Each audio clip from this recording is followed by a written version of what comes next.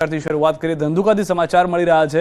તાલુકા પરચમ ગામ હોસ્ટેલ મામલો ભોગ બનનારની ફરિયાદને લઈને પોલીસ દ્વારા જેના પર આરોપ છે તેને લાવ્યા પોલીસ સ્ટેશન। ભોગ બનનાર વિદ્યાર્થીના વાલી અને પોલીસ વચ્ચે થઈ ઝપાઝપી। ભોગ બનનાર વિદ્યાર્થીના વાલીઓમાં રોજ ધંધુકા પોલીસ સ્ટેશનની અંદર ઝપાઝપીના દ્રશ્યો પણ જોવા મળ્યા છે।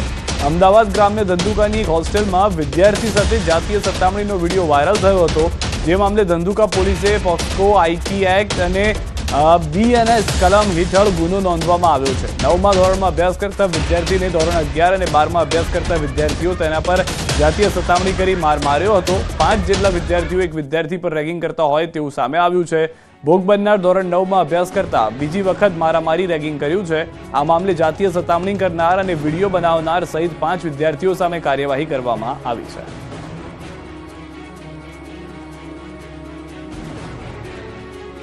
વિંછિયામાં મળ્યું કોળી ઠાકોર સમાજનું મહાસંમેલન। ગેનીબેન ઠાકોર સહિતના નેતાઓએ કર્યો હુંકાર।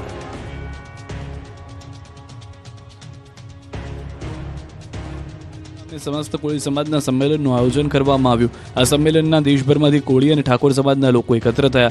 સમાજની વસ્તી મુજબ સમાજને પ્રતિનિધિત્વ મળે તેમજ અન્ય કેટલાક પ્રશ્નોને લઈને સંમેલનમાં ચર્ચા થઈ હતી। તો વિંછિયામાં કોળી યુવાનની હત્યાના ન્યાય માટે પણ હુંકાર કરવામાં આવ્યો। વિંછિયામાં કોળી યુવાન ઘનશ્યામ રાજપરાની હત્યા તેમજ પોલીસ દમન અને ન્યાય માટે સંમેલનમાં ચર્ચા થઈ।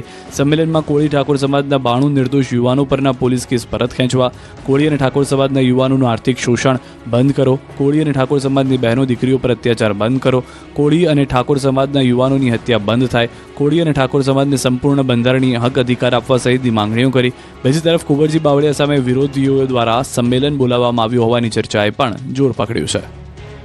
તો હવે વિવિધ માંગણીઓને લઈને રાજપૂત સમાજ પણ મેદાને 12મું વાર્ષિક સંમેલન યોજાયું। બોટાદના સાળંગપુર બીએપીએસ ખાતે રાજપૂત સમાજ સંગઠનના મુખ્ય પ્રતિનિધિઓનું 12મું વાર્ષિક સંમેલન યોજાયું, જેમાં અલગ અલગ 196થી વધુ સંગઠનના આગેવાનો હાજર રહ્યા। સમાજની એકતા અને સમાજના વિકાસ માટે ચર્ચા થઈ, જેમાં રાજપૂત સમાજ સંકલન સમિતિના સભ્ય કરણસિંહના મતે આંદોલન તેમજ પદ્માવતી ફિલ્મ વખતે થયેલો કેસ પરત ખેંચવા સરકારમાં રજૂઆત કરાશે। ઉપરાંત વિધવા પેન્શન 5000 કરાય તેવી સરકારને રજૂઆત કરાશે। ચાવડાએ રાજપૂત સમાજના શૈક્ષણિક વિકાસ માટે જમીનમાં 30% કપાતની રાહત આપતા સરકારનો આભાર પણ માન્યો। ઉપરાંત 14 એપ્રિલે રાજપૂત અસ્મિતા સંમેલનને 1 વર્ષ પૂર્ણ થતાં તેની ઉજવણી કરવા અંગે પણ ચર્ચા થઈ।